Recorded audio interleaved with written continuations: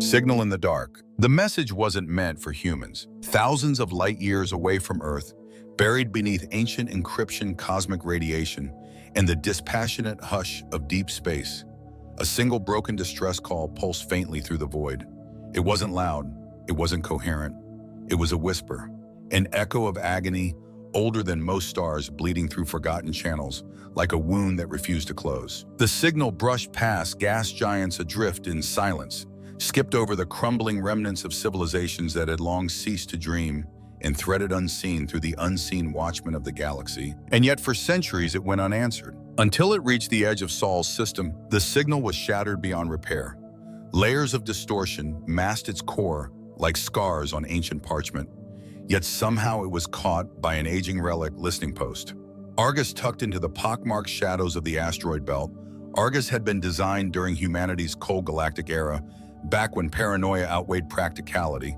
It was old, autonomous, forgotten by most, a lonely machine staring into the endless dark. If machines could feel, Argus would have known boredom intimately. But boredom or not, it listened, always. It was 3:42 a.m., Earth Standard Time, when the pulse brushed against Argus's receivers. A lesser algorithm might have discarded it, just another cosmic anomaly. But Argus hesitated, if hesitation was even the right word. It analyzed the signal once, twice. On the third pass, something unknown flickered behind its logic gates, a decision not born of programming. Argus didn't catalog it, it didn't file it, it forwarded the message directly to a single inbox. Deep beneath Geneva, encased in concrete and radiation shielding, Dr. Mara Ellison jerked awake to the shrill tone of a high-priority notification, bleary-eyed and hollow from 3 weeks of sleepless nights. She blinked at the screen, illuminating her cramped, windowless office at United Nations Space Command. Alien linguistics was her specialty, or more accurately, the endless, exhausting attempt to translate what often amounted to noise garbage and ghost transmissions.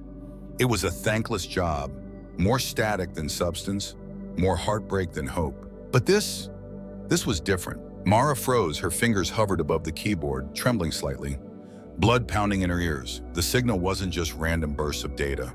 There was rhythm to it, intention like speech, but wrong, twisted alive. Her mind raced. She ran the recording through every standard decryption protocol, parsing it through neurolinguistic models designed to crack alien syntax. Nothing. She forced herself to stay calm, to think. Protocol dictated that she flag anomalous signals for review, but some instinct deeper than training told her not to let it go. So she did something reckless. She played it aloud. Static filled the room at first, cold scraping, grating. Then under the noise, something moved.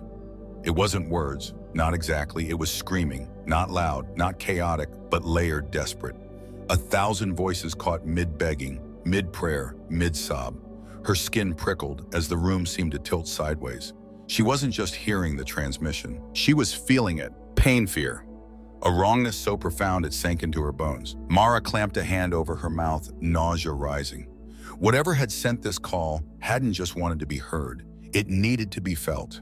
Across gulfs of space and centuries of time, whoever they had been, they had died screaming. Or worse, she hit the emergency flag on her console without hesitation. The system recognized the alert, classified it instantly. Level black, the highest, most restricted. Clearance, the screen went black, save for a single blood-red triangle emblazoned with an eye in its center. Mara barely had time to push back from her desk before the door to her office slammed open. 2 UNC guards' faces, grim beneath their visors, entered without a word. One gestured curtly. She understood. No questions, no delays. She rose on shaking legs. Somewhere deep inside, a small voice, the part of her that had once believed in wonder, in discovery, in reaching for the stars, screamed for her to run. She didn't. She followed them out. Above her, beyond concrete and sky, something ancient and forgotten had stirred in the cold, blind heart of the universe. Something that had waited. Not for aliens, not for gods, but for humans. And now finally someone had answered. Vigilance sets out. The sky above Earth was a tapestry of distant fire as Mara Ellison ascended into orbit. The shuttle carrying her pierced the upper atmosphere like a silent blade, leaving the comforting hues of blue.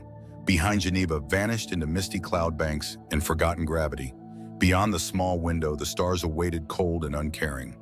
Mara sat rigid between the two guards, hands gripping the straps across her chest until her knuckles whitened. Neither of them spoke. She didn't ask. The shuttle latched onto something larger, something vast and invisible to the naked eye. A series of soft metallic thumps vibrated through the hull as docking clamps engaged. Moments later, the hatch hissed open. Waiting for her on the other side, silhouetted by the sterile glow of the command deck, stood Admiral Ror. He was a relic of another age, a living reminder of Earth's last galactic war. A war fought not for conquest, but for survival against a universe that had not been nearly as empty as humanity had once believed. His frame was lean, sharp-edged. His uniform, black with crimson trim, seemed almost to absorb the ambient light. His eyes, pale and unyielding, fixed on her like twin searchlights. "Dr. Ellison," he said without preamble. His voice was iron-wrapped in frost. "Walk with me." She followed him down a narrow corridor. The walls pulsed faintly with the hum of hidden engines. Around them, crew members moved with quiet efficiency, soldiers, technicians, specialists. No chatter, no laughter. This was not a vessel of exploration. It was a weapon, and it had a name: Vigilance. Mara recognized the ship from classified schematics, an experimental deep space platform fitted with stealth, plating, quantum drives, and technologies whose existence most of Earth didn't even suspect. It was the tip of humanity's spear, meant to pierce the unknown when no other means would suffice. "This isn't an investigation mission, is it?" Mara asked, her voice low. Ror didn't look at her. "We've decoded fragments of the message." And he stopped in front of a reinforced door. It slid open to reveal a holographic star map hovering above a tactical table. Red lines snaked toward a blinking point at the outer edge of the galaxy. Ror gestured. "That's where it came from. A dead sector. No known civilizations. No mapped anomalies. Empty." Mara studied the map, heart pounding. Then why was the signal so strong? He exhaled slowly, because it wasn't meant to reach just anyone. It was meant to find something or someone willing to listen. She felt the chill creep up her spine. "And yet," Ror continued, "every known race that detected it ignored it." Mara frowned. "Why, He turned, then meeting her gaze with an intensity that felt like gravity. "Because they're afraid." Her throat tightened. "Then why are we going?" For a long moment, Ror was silent. When he spoke again, his voice carried a weight beyond protocol. "Because we are not them," he said. "Because when someone screams in the dark, we don't pretend not to hear it. We answer." The words struck her like a blow. Noble, reckless human. The Vigilance shuddered as engines roared to life beneath their feet. The tactical display shifted, the blinking destination growing closer second by second. Earth, that fragile blue jewel, began to recede into the distance. Stars unfolded before them, like a mouth ready to swallow. Mara pressed a hand to the cold glass of the observation port, watching her world diminish. She should have been afraid. She was, but buried under that fear was something darker, more dangerous. Curiosity. What had called to them from beyond the known stars? What ancient desperation had stitched itself into the folds of space and time, waiting for an answer? And God help her, what if it had been waiting specifically for humanity? As the Vigilance slipped further into the dark, the weight of unspoken knowledge settled over the crew. Everyone felt it. It wasn't just the danger of an unknown mission. It was the sense that somewhere beyond the static, something was watching back. Mara tore her gaze away from the viewport and followed Admiral Ror deeper into the heart of the ship, into the unknown, into the waiting dark. The nightmare begins. The stars grew colder, the deeper Vigilance traveled. Days slipped into an indistinct rhythm of drills, system checks, and mandatory psychological evaluations. Yet no matter how often they cycled the routines, a tension clung to the crew like invisible frost. It wasn't fear of the unknown. Not exactly humanity had faced monsters before. It was the sense of being noticed. At first, the signs were small. The lights in the observation decks flickered at precise intervals, too regular to be mechanical. Error, too irregular to be deliberate sabotage. Whispered rumors spread among the lower decks. Voices heard in ventilation shafts, reflections moving a heartbeat out of sync in polished steel corridors. No one spoke of it during briefings. They didn't have to. The silence said enough. Mara Ellison spent most of her hours locked in the deep archives, obsessing over the signal. No progress. No new cracks in its armor of distortion. She tried every linguistic decryption method she knew. She invented a few new ones on the fly. Nothing. The more she worked, the more it worked back. Each attempt peeled away a different layer of confusion, only for something worse to emerge. Images, emotions, sensations that weren't hers, dreams of endless corridors under black suns, voices whispering secrets in languages that unspooled like living vines in her mind. One night, though, the concept of night aboard Vigilance was arbitrary. Mara fell asleep at her console. She awoke gasping, heart hammering in her chest, a word she didn't know burning on her tongue. Arrival. She didn't tell anyone. What could she even say? On the fifth day, the anomaly appeared. It manifested as a smear of darkness across the stars, a place where light simply ceased to exist. At first, the sensors flagged it as a data corruption error, but multiple visual feeds confirmed it, a wound stitched into the galaxy itself visible with the naked eye. Admiral Ror stood on the bridge, hands clasped behind his back, jaw set like stone. Slow approach, he ordered, full sensor sweep. The Vigilance obeyed, engines humming as the ship coasted toward the void. Closer now, the anomaly revealed itself not as a whole but as a construct, a station. It floated at the heart of the darkness, ancient beyond estimation. Massive, silent. Its surface was a tapestry of impossible architecture.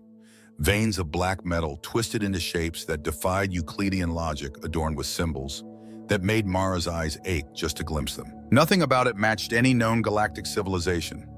It predated humanity's first spark by eons, and it was waiting. A low murmur filled the command deck. The origin point of the signal was locked deep within the station's core. There was no debate to be had.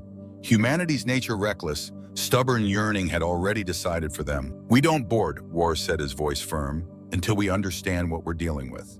Mara heard herself speak before she realized it. What if someone really does need help? The room fell into a brittle silence. Officers exchanged wary glances. Someone shifted uncomfortably near the comm station. Ror's gaze fixed on her, unreadable. "If they do," he said slowly, "we still go in with guns drawn." He ordered the boarding team assembled immediately. 6 Marines clad in heavy exosuits, 2 engineers with portable sensor arrays, 1 medic, and Mara. She protested at first. Her skills were in language, not survival, but Ror was immovable. "You heard the signal more than anyone," he said. "If it changes, if it speaks, we need you to recognize it." Privately, Mara wondered if he simply didn't want to face the nightmare without a translator for madness itself. They docked at the station's outer ring. The airlock groaned like something alive being forced to wake. As they crossed into the station, the cold hit them immediately, not the absence of temperature, but a presence of something worse. A cold that pressed against their minds as much as their flesh. Flashlights carved beams through the darkness, revealing corridors of strange black alloy. The walls were veined with something that resembled organic tissue, pulsing faintly in the periphery of their vision, but dead still when stared at directly. There were no bodies, no bones, no signs of life, only a pervasive, suffocating emptiness. The doors sealed behind them with a soft, almost apologetic click. The temperature dropped another 5 degrees. "Stay sharp," muttered Sergeant Henders, one of the lead Marines. His voice crackled through the comms with static. The station shuddered. Somewhere deep beneath their boots, a vibration rumbled through the ancient metal, low, resonant, almost musical. The walls lit up, not with bulbs or obvious fixtures. No, the light bled out from the very seams of the architecture, glowing a soft, cold blue-white, like starlight trapped in glass. Mara pressed closer to the group, heart hammering, and then the whispers began, not through the ears, directly into the mind. At first they were fragments, ghostly echoes of thought, but soon they grew louder, insistent, mournful. Pain, betrayal, a warning lost to time. Mara staggered against a wall, gasping as visions flared behind her eyes. Creatures vast and impossible, born of thought rather than flesh. Entities older than galaxies, imprisoned by their own arrogance. One message repeated itself, burned into her synapses with every pulse. "You are not ready. You were never meant to find this." A sharp cry snapped her back. Marine Carter was on his knees, clutching his helmet. Blood trickled from his ears. Another Marine dropped beside him. Writhing panic crackled through the squad's comms as bodies crumpled like puppets with their strings severed. "Abort!" Ror's voice barked through the comlink, sharp with fear. "Get out now!" But it was too late. Ahead of them, the corridor twisted, literally bending in on itself like a black spiral of broken glass. Gravity tilted. Time shuddered. And something not kind, not warm, emerged from the far end. A light blinding, hateful. It pulsed like a heartbeat, waiting, watching, welcoming. Inside the dead station, the station swallowed them. The spiral corridor twisted, impossibly warping perspective, like a nightmare made tangible. Gravity shifted sideways, then upwards, then somewhere that had no name. The Marines struggled to maintain formation, boots magnetized to alien floors that felt too soft, too alive beneath their weight. The light ahead pulsed again, brighter, closer. Mara stumbled, gasping for breath. Every instinct screamed at her to turn back to flee, but her feet kept moving forward, dragged by something unseen. Something calling. Around her, the squad faltered. Sergeant Henders barked orders, his voice cracking through the static, but cohesion was crumbling. Carter lay motionless on the ground, blood pooling beneath his helmet. Celito and Alvarez dragged him back, but even as they moved, the corridor shifted walls, liquefying into a rippling, black membrane that swallowed Carter whole. He didn't even scream. "Move!" Ror's voice cracked through comms. "New plan maintenance shafts, break off." They turned, but the path had changed. Where the airlock had once been now stood a vast open chamber, smooth and spherical, lit by a sickly red glow that seemed to pulse in time with Mara's own heartbeat. The floor trembled underfoot. From the ceiling, thin thread-like filaments dangled, each vibrating with whispers only half heard. And at the center of the chamber stood the pedestal. Upon it hovered the sphere. It was not made of metal or glass or anything so crude. It shimmered with a surface like liquid light, rotating slowly, bleeding colors that didn't exist in any visible spectrum. It called to them. No words, just pure gravitational hunger. Mara stepped forward before she even realized she was moving. Henders grabbed her arm. "No, Doc, stay with the group." But the pull was irresistible. The closer she got, the quieter everything became. The whispers died, the fear bled away. All that remained was truth, pure, raw, undeniable. She reached out, fingertips trembling. The instant she touched the sphere, the universe cracked. It was not a vision, it was an invasion. Time shattered around her, revealing a billion fractured realities. Earth burning, Earth reborn, humanity ascending, humanity annihilated. She lived 1,000 lives in a heartbeat. She saw herself as a child, as an old woman, as a gun, as a corpse. She stood on barren planets beneath dying suns. She sang songs in languages no human had ever spoken. She fought wars in bodies not her own. She saw civilizations rise and fall. Majestic, proud empires, each answering the signal, each falling, each being rewritten, not destroyed, rewritten. And she understood. The signal was not a cry for help. It was a seed, a lure cast into the void, baiting the curious, the compassionate, the defiant, baiting humans. Mara staggered back, severing contact. The chamber around her groaned, vibrating like a massive wounded creature. The pedestal cracked, the sphere dissolved into streams of glittering dust that coiled into the ceiling and walls like smoke drawn into hungry lungs. Henders cursed loudly, dragging her back toward the squad, but the damage was done. The station was waking up, and it was angry. Sirens blared, a noise not made for human ears. A warbling, multi-layered shriek that tore at the mind more than the flesh. Doors that had once been corridors sealed like gaping maws. Walls shifted, folding into themselves, transforming familiar paths into endless labyrinths. The station wasn't just a structure, it was a living tomb, designed not to hold prisoners, but to hold something, and Mara had just picked the lock. "New exit plan." Ror barked over comms, "Maintenance shaft now." The Marines regrouped, plasma cutters slicing through alien metal. Henders led the charge, carving open a panel in the trembling wall. One by one, the surviving members squeezed into the narrow shaft, dragging wounded and equipment alike. Mara crawled last, the echoes of the sphere still rattling in her bones. Behind them, the chamber collapsed with a roar like a collapsing star. Where it had been, only darkness remained pure and endless. They burst back into the outer ring boots, clanging against trembling floors. The docking port loomed ahead, blessedly familiar. But the Vigilance wasn't there. Or rather, it was, but different. The ship floated outside the docking bay, shrouded in tendrils of black mist. Its hull, once sleek and metallic, was now etched with pulsing red veins of light, like blood vessels stretched across a decaying skin. The comms channels flickered with distorted echoes of orders, long since given, looping endlessly into static. "God," Celito whispered, staring through the viewport. "What happened to her, Takarmi?" It had happened to her. Mara knew. The Vigilance hadn't waited. It had been infected just like her. They had brought something aboard when they docked. Or perhaps it had been waiting inside all along. Inside them, Mara pressed a hand into the glass, her reflection shimmering oddly out of sync. She saw herself not as she was, but as something else. Something watching from behind her own eyes. She staggered back. It was too late to turn back. The seed had been planted, and the harvest was beginning.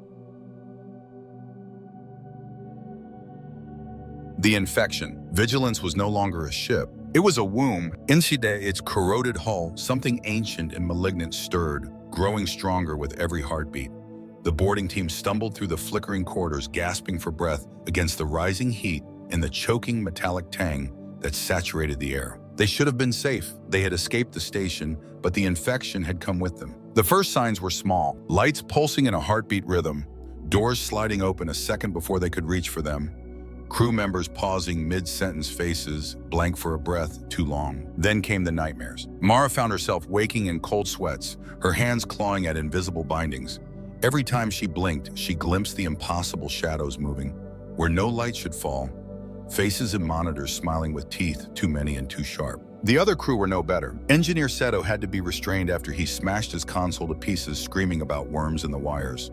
A medic walked into an airlock and tried to open it manually, smiling serenely as he was pulled back. The whispers that had plagued the station now filled the Vigilance, constant, relentless. They spoke in tongues not made for human throats, promising salvation, threatening extinction, begging for release. Admiral Ror tried to maintain order. Drills continued, patrols continued.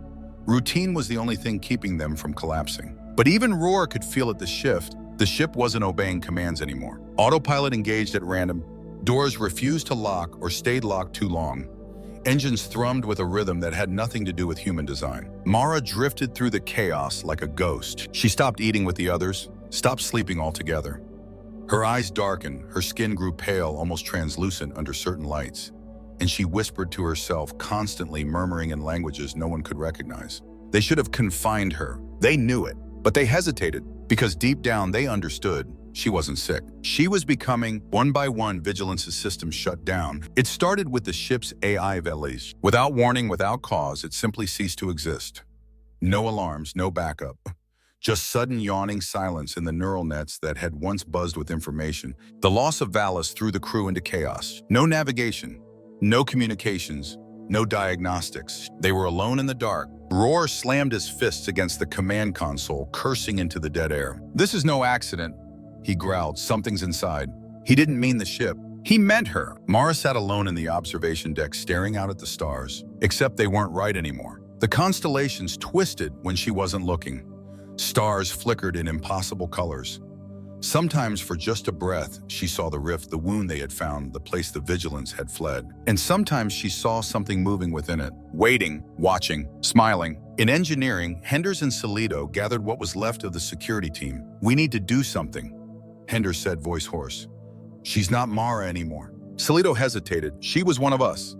Henders snapped, "Now she's something else." They made a plan, crude, desperate. Confront her, restrain her, maybe find a way to reverse whatever had happened. But when they entered the observation deck, weapons raised, Mara was already waiting. She didn't flinch. She didn't run. She smiled. "You're too late," she said, voice layered hers and another beneath it, deeper, ancient. The lights dimmed. The walls seemed to breathe. Henders opened fire. The plasma bolt froze midair, twisted, unraveled into mist. Mara walked toward them, calm as a mother approaching errant children. "You think this is about me?" she asked. Behind her, the stars pulsed like a heartbeat. "This is about all of you." And then the screaming started. Across the Vigilance, the infection bloomed. Crew members collapsed where they stood. Some convulsed, blood pouring from noses and ears. Others simply stopped. Frozen empty, those who survived the initial wave found themselves no longer alone. The ship had birthed something new. Twisted shapes born of shadow and bone, slipping between realities like sharks in water.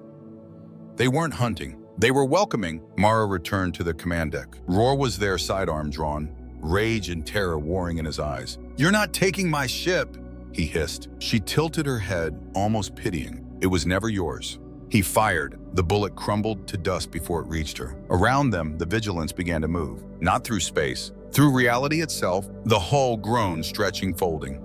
A tear opened ahead of them. Not a wormhole, not a gate. Something new, something wrong. And from the rift, something answered. Destroying Vigilance. And the Vigilance was dying, and it was taking reality with it. Henders, Sato, and Alvarez staggered through the collapsing corridors, the ship groaning and flexing around them like some wounded leviathan.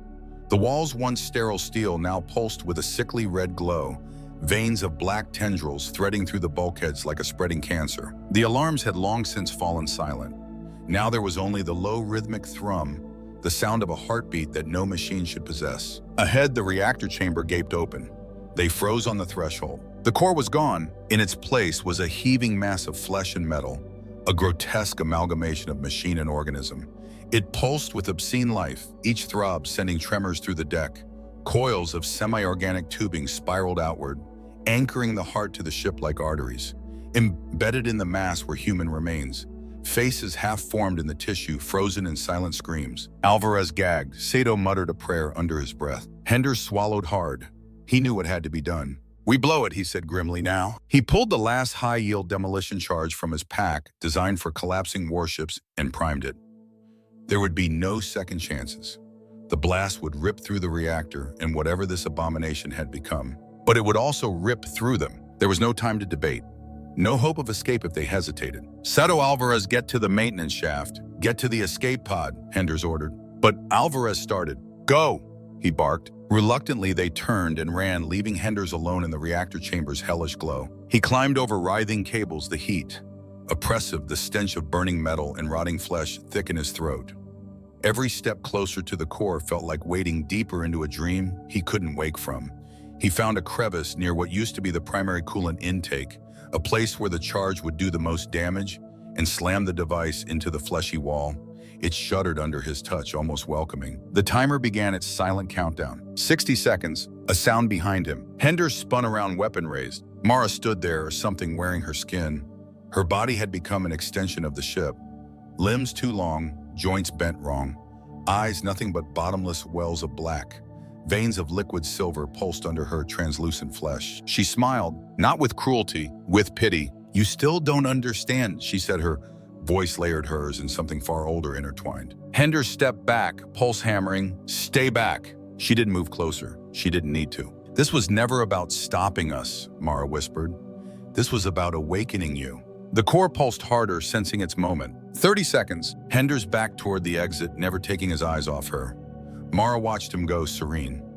Patient like a teacher, watching a stubborn student stumble toward inevitable revelation. "You think you're fighting," she said softly. "You're completing the cycle." He bolted into the corridor. The ship writhed around him. Bulkheads buckled, lights burst in showers of sparks.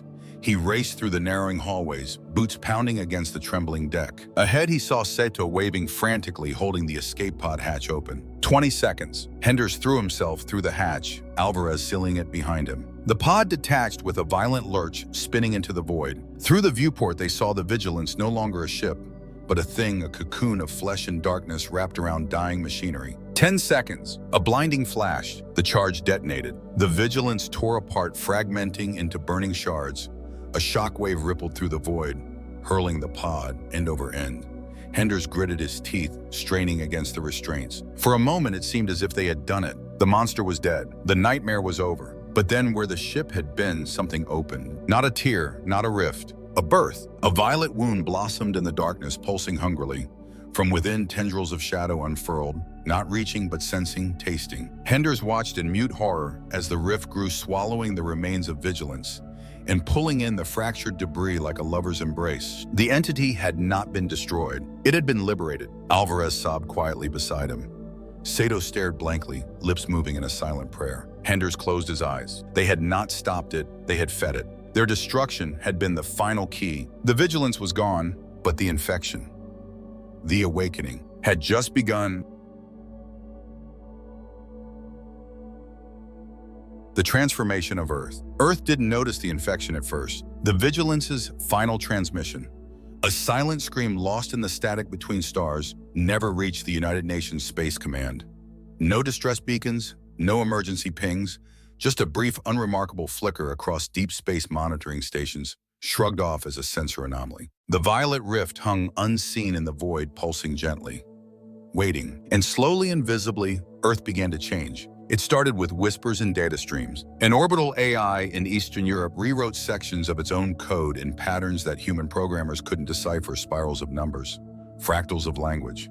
It wasn't sabotage, it was evolution. A 6-year-old child in Buenos Aires drew a perfect map of the rift in mud across a concrete playground, humming a song that no one had taught her. In the Nevada desert, a radio telescope locked onto phantom coordinates, a place in deep space that didn't exist in any known star catalog, and refused to release the signal despite all human intervention. And deep beneath Geneva, in the bowels of UNC's most secure facility, a file appeared in the classified archives. Vigilance, final broadcast. No one uploaded it.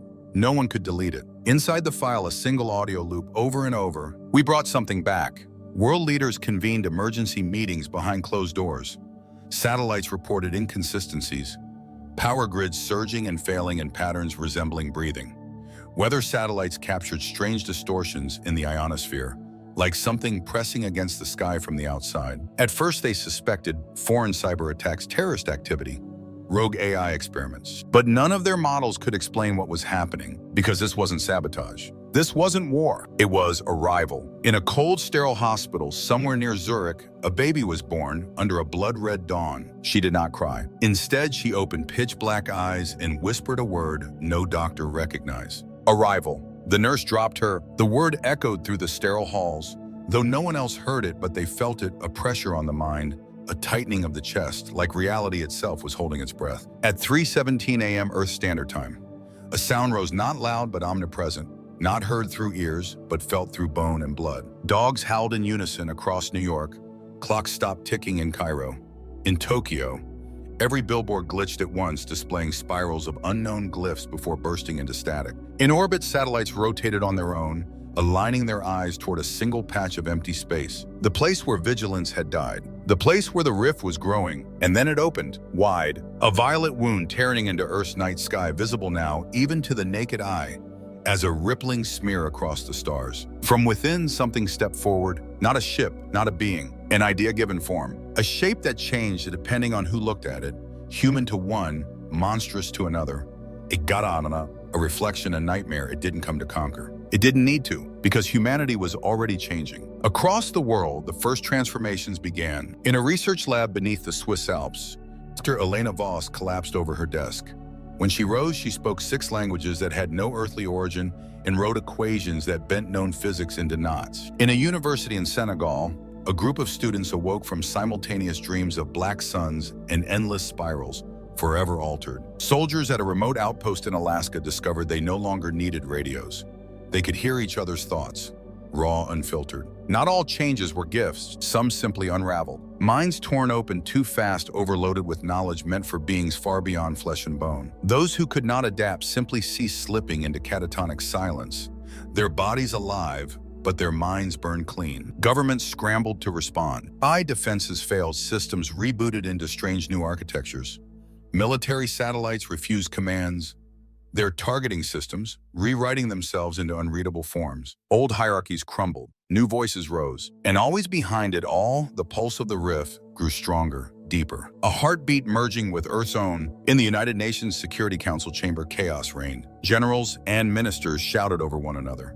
Screens flickered with reports of new outbreaks, new transformations. Some called for nuclear strikes on the rift itself. Others pleaded for negotiation, for understanding. None of it mattered, because this was not an invasion. It was an evolution, a rewriting of the species at its most fundamental level, an idea spreading not through blood or virus, but through thought, through belief, through fear, and fear was plentiful. Then, without warning, every screen across Earth flashed. Mara appeared. Her image serene, framed by the twisting maelstrom of the rift behind her. Her eyes were black wells reflecting 1,000 impossible futures. Her voice, when she spoke, carried across languages, across minds, across the last boundaries of human resistance. "Do not fear," she said. "You are not being invaded, you are being redefined." Behind her, galaxies burned and reformed. Stars collapsed and were born anew. And Earth watched helpless as their world, their species, was rewritten.